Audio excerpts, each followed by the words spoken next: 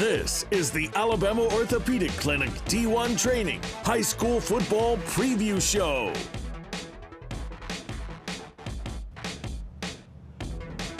And another week of high school football Friday Night Rivals here on UTV 44. And other than the fact we've got two of the top-rated teams in 7A, two of the top defenses in the state, both undefeated, and last year's region champions and past year's region. Other than that, really not much going on in this game that we have here tonight. Jim Cox, Dan Brennan, Theodore, and McGill tonight. Biggest game in 7A. We're super psyched to have this one. And we've had a chance to see both teams, too. And I'll tell you what, Theodore's defense, they were nasty when we saw them against Fairhope. And a couple of weeks later, Fairhope's scoring 30-some points. So they could really put the clamps down on you. If you're going to score, if you're going to move the ball against Theodore, you're going to have to work, and you're going to have to do it against a team with a lot of speed. Yeah, we've seen Theodore recently. We saw McGill in week 1, so it'll be really kind of fun to see them again and see how they've progressed throughout the year. And Earnest Hill will tell us all about that. Last week, St. Paul's with a win at home over Spanish Fort. Spanish Fort got down early, battled back, but what a big win there in 6A for the Saints. Yeah, a huge win for them. And then, of course, we had the little lightning delay, too. A lot of schools and games were affected by that last week. Hopefully, our weather, nothing quite as dramatic as that we had last week. This week, we just want to see a great football game tonight. We're excited to see that. We're also excited to talk. Well, you know, last time we talked about hamstring. Last time we mentioned a hamstring, you mentioned it getting off the couch, that there was an injury there. We don't need to do that. Dr. Cesar Roca with us here again as we talk about hamstring injuries. That they are common, and not just on Friday nights. I mean, you can screw up your hamstring in doing any type thing, right? I talk to patients every day, every clinic. I should just record about hamstring injuries. No, it's very, it's very common. Like, for instance, I remember I was stealing third base and just sprinting, and then that's the typical, but where the center of your hamstring gets stretched, and then it bleeds, or it gets, and it's a spectrum. You know, to soft tissue, you have like a bone is 100% injury, right? Right. So soft tissue injuries, it could be like 5% to 100%. Okay. So it depends. If it's just a little twinge, it's just a few days, but it can be actually, if you have a full tear, it bleeds, they get very swollen, and then it can be out for like 6 weeks. But if it tears in the center of your thigh in the back, that's fairly benign. You treat it conservatively. The problem, like I had recently with a tennis player, a young lady who was a tennis player, she was reaching for a ball, she extended, she almost like did a split. And then in that case, she, the tendon of the hamstring pulled off the bone on her pelvis. Those require surgery. It's a deep surgery in the pelvis. It's a huge surgery. And then it's very awkward because they have to maintain the knee in a flexed position. It's very, very difficult. And that takes, you have to give them 6 to 8 weeks to heal, and then rehab. So it takes about a good 3-4 months to get over that. And I would guess when it's really traumatic like that, there's probably not a lot you can do to prevent that. Well, that's one of the things that we did discuss. So people ask me, well, how did this happen? Well, you actually have the two extremes. For instance, a very athletic person like yourself, okay, who's going to have a doctor. He's very strong.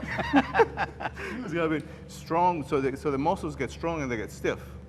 And a very sedentary person, like, it's too much sitting.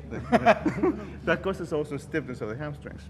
So the key in both extremes of inactivity or activity is you have to maintain flexibility of the hamstrings. Now, you were telling me earlier in the segment how one time you jumped and you tore your calf muscle. That's usually how people get hurt. Certainly, you take a tissue that's just go from this motion to that. So it doesn't have to give it enough time of elasticity, like taking a rubber band out of the freezer, just that quickness. So if you maintain flexibility, and so you have to have both the strength and the flexibility. If you maintain the flexibility, you're less likely to get injured. Yeah. Okay, makes sense. It doesn't, again, a few hours short of my medical degree from John Hopkins, a few hours short, but you stayed at the hood. Yeah, so, but like stretching your hamstring, good for your back and everything else, though, too, exactly, right? Isn't that Exactly. Well, the other thing that happens too, so it's obvious that this tears right here. So something that I tell patients all the time is that if your hamstrings are tight, then they're tethering. So the motion of your hamstring, your quads have to work extra hard to overcome the resistance back here. So a tight hamstring can also not only can tear here, but you can fracture your kneecap, you can tear your patella tendon, you can tear your quadriceps tendon. I mean, I've seen every spectrum of those things. I had a coach, a basketball coach, that tore his quad tendon, and then he knew what to do, so he came in a second time. He recovered, and 6 months later, doctor, I didn't do what you told me to do, and here I am again. So, but if you stretch, yes, so it's imperative to stretch the hamstrings to prevent this injury or injury on the front. And I always tell the athletes, there's an added bonus to flexibility. If you think about it, when you're running, as you're running, your stride is going to be shorter if your hamstrings are tight. So my way of kind of coaxing them into doing this is not that you're going to prevent injury, but you're going to be that much faster with the same amount of injury. Yeah, third and short. Not as many steps to get there. All right, right. Me, you and Lockett, hammy stretches before the game. We're going to do it. I'm happy to do that after what I've just heard. All right, Doc, always good to see you, my see friend. you guys. Stretch those hammies. That's the key. Yeah. Theodore and McGill tonight here on Friday Night Rivals. When we come back, we're going to talk Theodore's side of the equation as we've got Coach Collier with us, and we're going to talk all about the Bobcats. They're undefeated, playing the undefeated McGill-Toolen Yellow Jackets tonight here on UTV 44.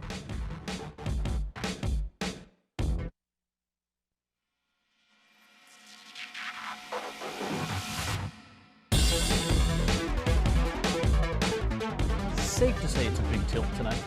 Dan Brennan. Oh, yeah. 7A matchup, both teams undefeated, McGill and Theodore tonight. Coach Eric Collier with us from the Theodore Bobcats. We saw him a few weeks ago against Theodore.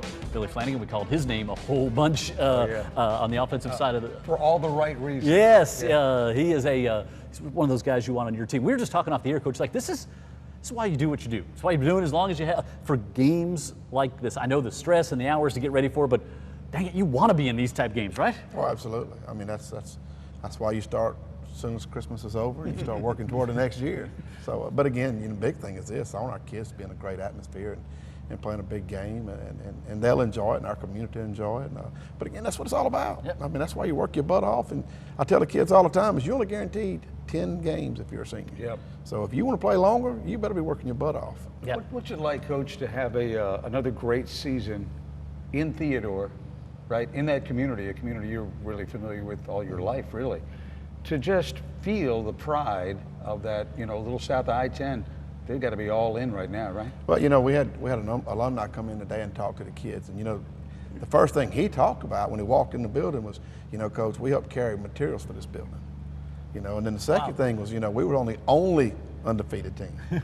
So it is a lot of pride. Wow. And again, that's hopefully our kids will embrace that and understand what they're working towards and what they're trying to accomplish. And so you want them to embrace the big atmosphere, but also keep everything in check, keep emotions in check, because it's not just another game, but when the game starts, it is kind of just another game, right? Well, we've talked about that all week long.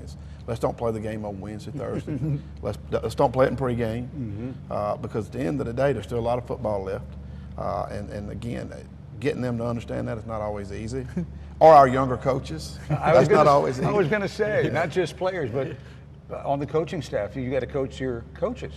And our administration. Yeah. Right. So no pressure at all on you heading into this game, right? I think Mr. Minton's more ready than we are.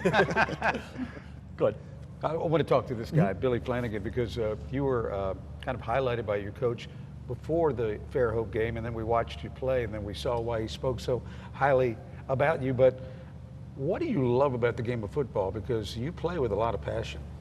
I just love that I've played it since I was about 3 years old. And it's just something that I feel like I have to do in my life.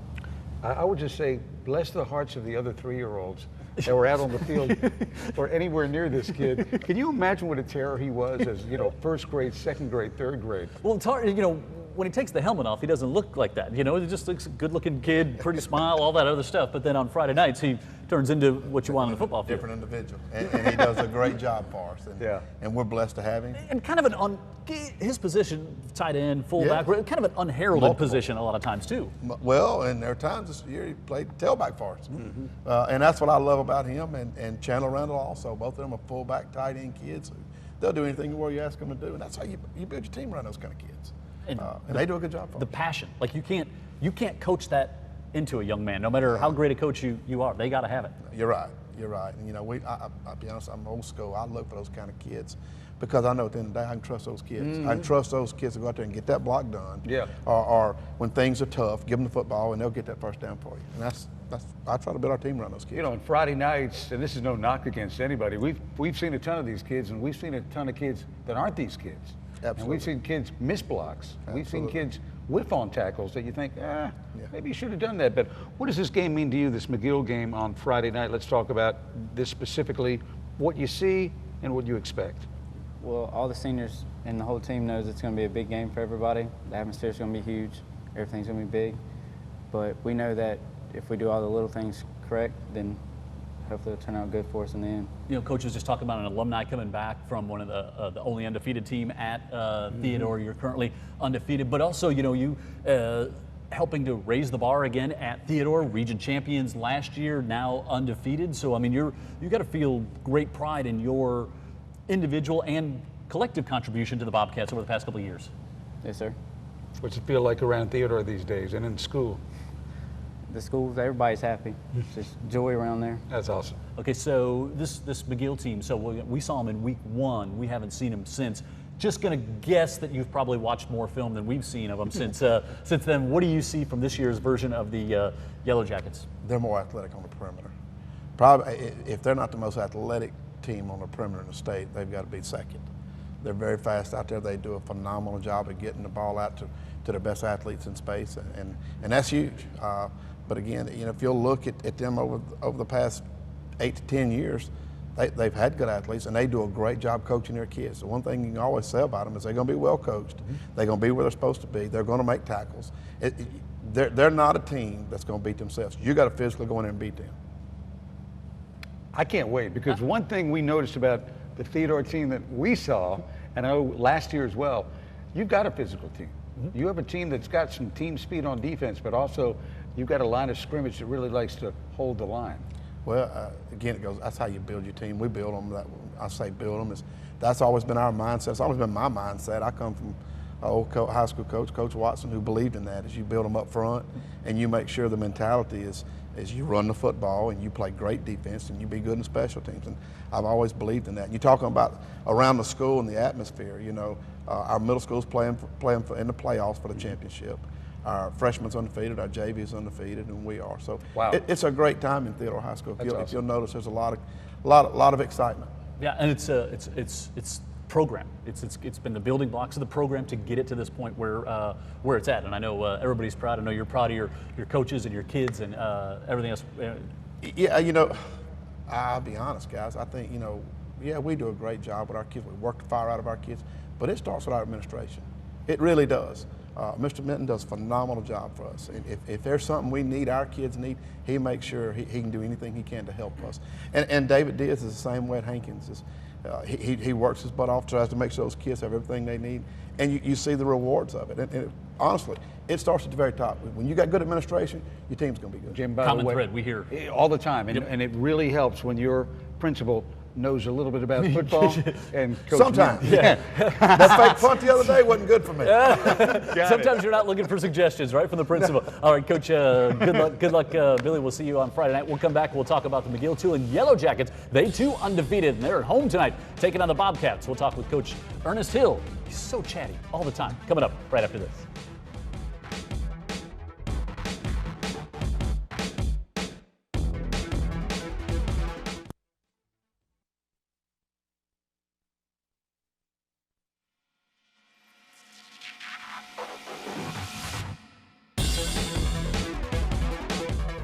Rivals at the lip tonight as we've got McGill-Toolen undefeated in 7A taking on the Theodore Bobcats, who we just heard from, undefeated in 7A. We've got Jordan Huff, linebacker for the Bobcats, and is there any coach? I'm sorry, for the Yellow Jackets.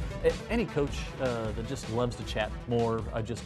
You love this is nothing. You loved just chat, talk, lots and lots of talk. I gotta say though, about Ernest Hill, head coach of the Yellow Jackets. Now, Coach Hill and I do have good chats when I visit. So maybe it's me. They're not shouting matches, I could text I could text it as it's happening, but quality information. No question. So you heard us talking with Coach Collier over there, and you've certainly been in a lot of these big games, but like you got to embrace. I mean, that's why you do it, right? For a matchup like this on Friday night. Well, it's fun, and a lot of coaches, they would love to be in this situation, and they never do. And so, when you have the opportunity to be in a situation like this, you do embrace it. You take advantage of it because it could leave you just like that. And it will have that playoff atmosphere. There's no doubt about that. So we haven't seen your team since week 1. Kind of give us a little self-scouting as to where your team was week 1 as now we get ready for tonight's matchup. Well, we had a new quarterback coming in, which he played a little bit last year. Running back came back. We had 4 new offensive linemen to come. To play this year, didn't play a lot last year. We had 3 receivers, played a little bit last year, and they also started this year for us. We had a great summer with those guys. On the defense side of the ball, we lost all 6 defensive linemen that we had last year. Linebackers, we had all linebackers come back except 1, okay, which we lost 2, but a lot of those inside linebackers played a lot. Lost 2 guys in the secondary. We had to find a corner, and we found a safety. And Jacob, he actually started last year for us at outside linebacker. Does a great job.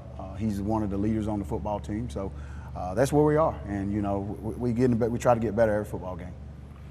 I had a little business in Atlanta to tend to, and there I went up 85, and I rolled right past Valley, Alabama. That's right. That's right. I said, that's where my guy's from right there. Coach, is there ever a time when you recall so vividly actually being on the field in those days as a high school player? I dream about it all the time. Really? Mm-hmm. I actually dream, like before we play or 2 days before we play, I dream I'm playing and I'm also coaching. Wow. Oh, wow. So that's kind of awkward, but it's fun. But I think that speaks so much as why Friday nights are so special. We talked about this. We talked about sometimes you have players who are just great high school players, and they don't play past that. And you have guys who play on Saturdays and Sundays. But those guys always talk about how special Friday nights are because it's still just a game. That's right. At this point, let's talk with Jordan, starting linebacker, and also great baseball player as well. Jacob. Jacob. I'm sorry, Jacob. Yeah, this is a guy we have to congratulate before the game because last year state champion in baseball. Yep. That's It was awesome.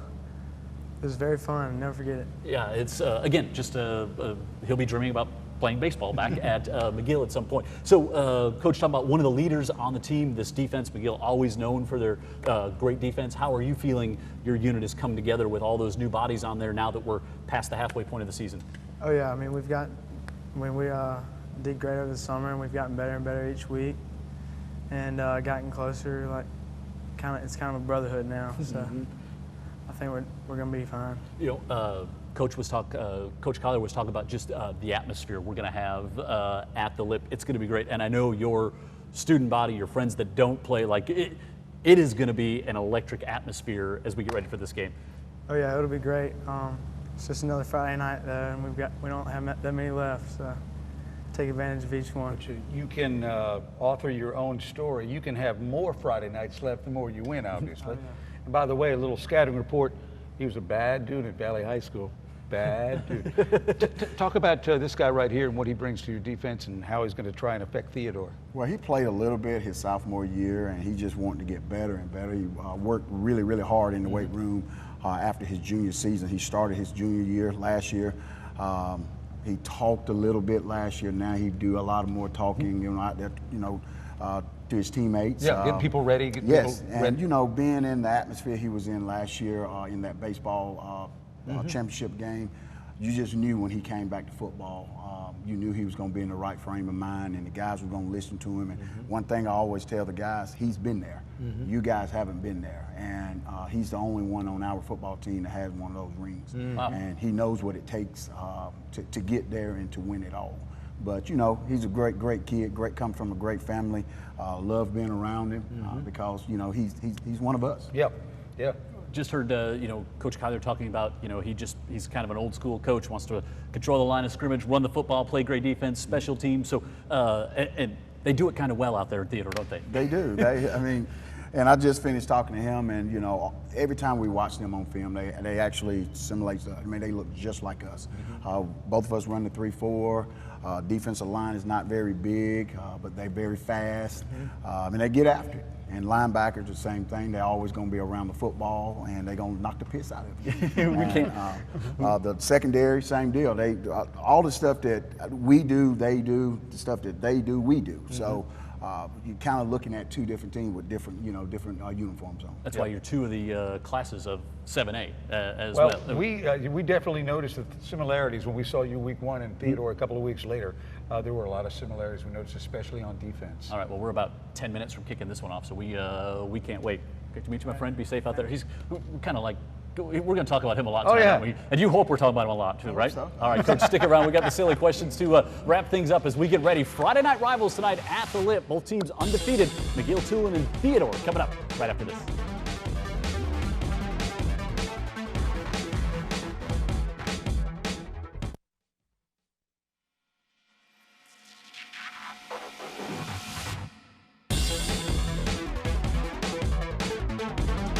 Cox, Dan Brennan, Ernest Hill, Coach Eric Collier getting ready for our matchup tonight. Theodore and McGill, Friday Night Rivals here. So our last segment we do Brent in, Brent out. But I was just going to tell you, I think it's so cool that you talk about old school, run the ball, control the line of scrimmage, play great defense. It's kind of back in vogue in the NFL right now. I watch a lot of NFL football. Yeah. And the teams that are able to do that are the teams that are winning football games. Really at any level. Yep. We've watched it. All right, Brent in, Brent out.